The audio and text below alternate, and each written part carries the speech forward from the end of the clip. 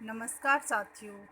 आज की इस ऑनलाइन कक्षा में हम पढ़ेंगे कोटा विश्वविद्यालय की बीए तृतीय वर्ष में चलने वाली मैथिली शरण गुप्त जी की नारी की भावना से संबंधित टॉपिक। मैथिली शरण गुप्त जी को द्विवेदी युग के कवियों में उच्च स्थान माना जाता है और उनको राष्ट्रकवि भी कहा गया है। उनकी रचनाओं में राष्ट्रीयता, समाज सुधार, युग बोध के साथ साथ भारतीय संस्कृति एवं नारी का भी चित्रण है। जो उनकी रचनाएं हैं उनमें सबसे ज़्यादा तो देश प्रेम की भावना होती है, उसी के साथ समाज सुधार की, युग बोध की, उस समय को जानने की, और भारतीय जो संस्कृति है उससे संबंधित भी उनकी रचनाएं हैं। इसी के साथ साथ नारी का भी चित्रण उन्होंने अपनी रचनाओं में किया है और नारी में भी उन्होंने उपेक्षित नारी का, जिन नारियों का ये कह सकते हो कि इतिहास में जिनको सम्मान नहीं मिला उतना, उन नारियों का इन्होंने चित्रण किया है।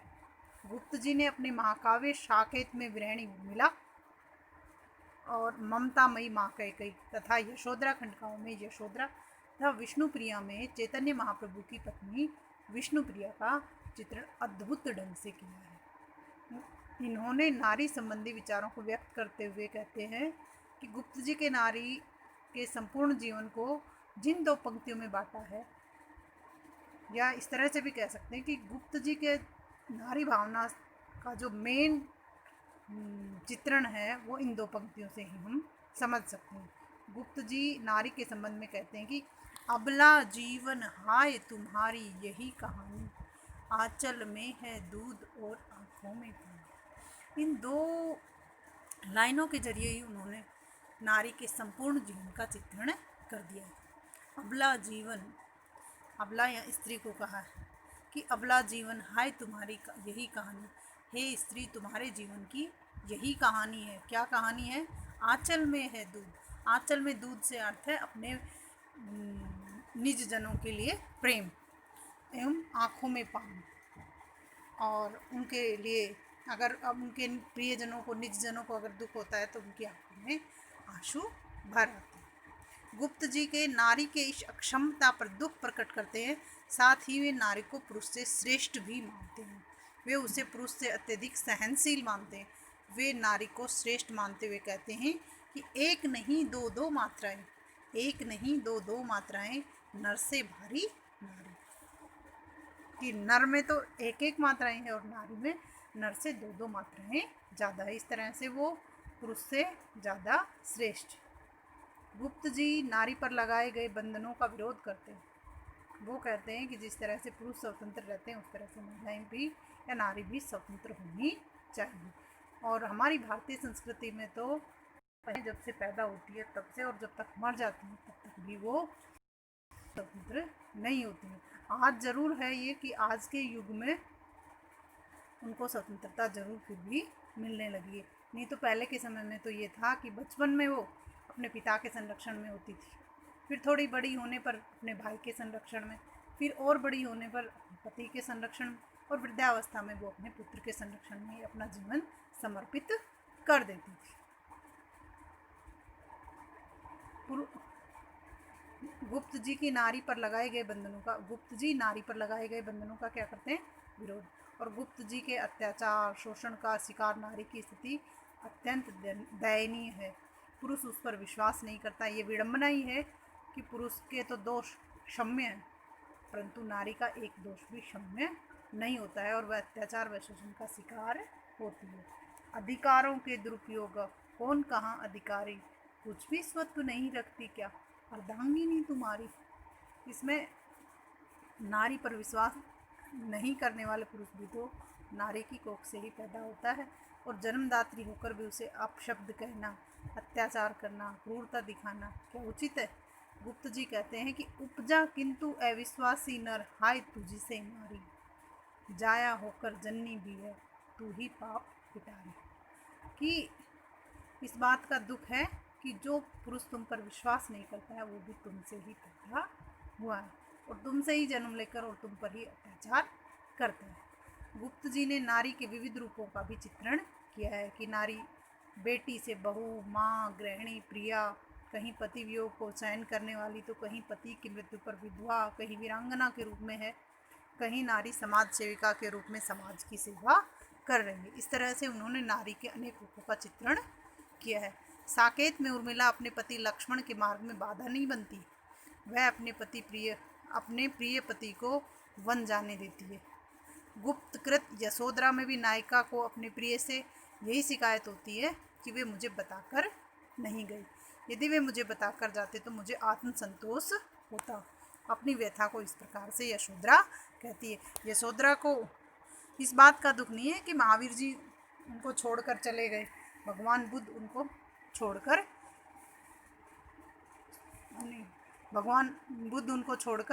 चले गए। उन्हें इस बात का दुख है कि वो पथ की बाधा समझकर वो उनको बताकर नहीं गई। तो इस तरह से वो अपनी सखी से कहती है कि हे सखी वे मुझसे कहकर जाते, सिद्धि हेतु स्वामी गए, यह गौरव की बात पर चोरी चोरी गए, यही बड़ा व्याघात। कह तो क्या मुझको वे अपनी पथ बाधा ही पाते, मुझको बहुत उन्होंने माना, फिर भी क्या पूरा पहचाना। मैंने मुख्य उसी को जाना जो वे मन में लाते, सखी वे मुझसे कहकर जाते, सखी वे मुझसे कहकर जाते। यशोधरा अपनी सखी से कह रही है कि सिद्धि हेतु गए स्वामी, यह गौरव की बात कि मेरे स्वामी सिद्धि प्राप्ति के लिए गए, यह तो गौरव की बात है, मान की बात है, पर चोरी चोरी गए, यह बड़ा व्याघात। लेकिन वो हमें सोता हुआ छोड़कर चले गए और चोरी छिपे अपनी सिद्धि प्राप्त करने के लिए चले गए, यह हमारे साथ बहुत बड़ा विश्वासघात है। क्या कह तो क्या मुझको वे अपनी पथ बाधा ही पाते। इस तरह से वो कह रहे हैं कि अगर वो हमें कहते तो क्या वो मुझे अपने रास्ते की रुकावट पाते। मुझको बहुत उन्होंने माना, मुझे ये भी पता है कि उन्होंने मुझे बहुत माना, उन्होंने मुझे बहुत मान सम्मान दिया, फिर भी क्या पूरा पहचाना। लेकिन फिर भी क्या वो मुझे पूरी तरह से पहचान पाए। अगर वो मुझे पूरी तरह से पहचान जाते तो वो आज इस तरह से चोरी छिपे नहीं जाते। मैंने मुख्य उसी को जाना जो वे मन में लाते, और मैंने तो हमेशा से उस चीज़ को महत्व दिया या उसको हमेशा सर्वोपरि माना जो उनके मन में रहा, या मैंने हमेशा उनकी बातों का हमेशा ही सम्मान किया, उनकी बातों को हमेशा ही माना। सखी वे मुझसे कहकर जाते, हे सखी वो मुझसे कहकर तो जाते। हम तो वो छतरानी हैं जो अपने पति और पुत्रों को युद्ध में भेज देती हैं, तो फिर क्या मैं उनको सिद्धि के लिए नहीं भेजती, क्या मैं उनके पथ की रुकावट बनती। वो उनको मुझे कहकर जाना चाहिए था। चित्रकूट में सीता अपनी कुटिया को ही राजमहल मानती है और पति के साथ अपने आप को बड़ी सौभाग्यवती समझती है। इस प्रकार गुप्त जी ने सीता को भी आदर्श नारी के रूप में चित्रित किया है कि कहाँ महलों में रहने वाली सीता और कहाँ फिर वो चित्रकूट में एक पर्णकुटी में रहती है, लेकिन पर्णकुटी में रहते हुए भी वो अपने आप को सौभाग्यशाली समझती है। गुप्त जी नारी का स्वाभिमानी रूप भी चित्रित करते हैं। उर्मिला को अपने रूप का दर्प है, वह कामदेव को फटकार लगाती है और उसे अपने सिंदूर बिंदु को देखने की चुनौती देती है। यह शंकर जी के अग्नि के नेत्र की बात थी उसे कि जब यशोधरा में भी गौतम बुद्ध जब वन से लौटते हैं तो वे उनसे मिलने नहीं जाती, बुद्ध स्वयं उनसे मिलने जाते हैं। क्योंकि यहाँ गुप्त जी ने स्वाभिमानी नारी का चित्रण किया है कि अगर मेरे स्वामी मुझे अपनी पथ की रुकावट मानते हैं या पथ की बाधा मानते हैं और मुझे सोता हुआ छोड़कर ही सिद्धि प्राप्त करने चले गए, तो अब मैं उनसे मिलने नहीं जाऊंगी, क्योंकि जब मैं उनके पथ की ही बाधा हूँ तो मैं उनसे जाकर क्यों मिलूँ। जब महात्मा बुद्ध सिद्धि प्राप्त करके अपने राज्य में आते हैं तो हर कोई उनसे मिलने जाता है, लेकिन यशोधरा उनसे मिलने नहीं जाती है। और तब बुद्ध स्वयं चलकर यशोधरा से मिलने के लिए आते हैं और कहते हैं कि माननी मान तजो लो, रही तुम्हारी बान, दाननी आए स्वयं द्वार पर, यह भव तत्र भगवान। कि माननी मान तज लो, हे स्वाभिमानी नारी अपने मान को छोड़ दो, रही तुम्हारी बान, मैंने तुम्हारी बात रख ली, या तुम्हारे स्वाभिमान के लिए मैं यहाँ स्वयं चलकर आया हूँ। दाननी आए स्वयं द्वार, कि तुम्हारे स्वामी खुद तुम्हारे द्वार पर चलकर आए हैं, यह भव तत्र भगवान। कि मैं स्वयं आपके द्वार पर उपस्थित हुआ हूँ।